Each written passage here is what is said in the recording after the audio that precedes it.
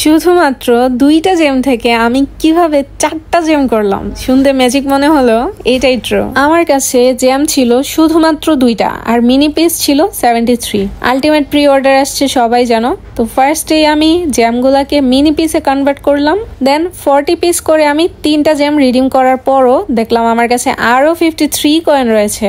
দেন আর কি এগুলা দিয়ে ফার্স্টে নিলাম জ্যাম, দেন সেই জ্যামকে আবার প্রি আলটিমেটের জ্যামে এক্সচেঞ্জ করে নিলাম। ভাবা যায় শুধুমাত্র 2টা জ্যাম থেকে আমার একদম 4টা জ্যাম হয়ে গেছে। বাহ ভাই, তোমরা আমার মতো চালাক হলে এরকম জ্যাম অনেক কালেক্ট করতে পারবা। প্রি অর্ডারে কে কয়টা জ্যাম রিডিম করছো অবশ্যই কমেন্টে জানাবা, আমিও একটু দেখতে চাই যে আমার মতো চালাক আর কে কে আসো। এরকম এক্সচেঞ্জের অপশন দিয়ে পাবজি আমার মতো গরিবদের কি যে উপকারটা করছে। মানে 3টা জ্যাম দিয়ে আমি অগ নিছি, অগ নেওয়ার পরেও আমার কাছে স্টিল প্রি অর্ডারে আরো 4টা জ্যাম আছে। এই জিনিসটা ভাবতেই তো কত ভালো লাগে। এন্ড মজার ব্যাপার হলো যে আমি এই সবগুলা জ্যাম কিন্তু শুধুমাত্র 10 ইউসি করে এভরি আলটিমেটে স্পিন করে করেই কালেক্ট করছি। আমি কোনো রকম স্পিন করি না, মানে ওই যে অনেক বেশি বেশি স্পিন আর কি, ওগুলো আমি কখনোই করি না। আলটিমেটে অলওয়েজ আমি 10 ইউসি করে স্পিন করি, আর ওইভাবেই আমার এতগুলা জ্যাম কালেক্ট হয়ে গেছে। তোমরা নোটিস করলে দেখতে পাবা যে আমি এই আলটিমেটে শুধুমাত্র 48 স্পিন করছি। এই 48ও শুধুমাত্র কিন্তু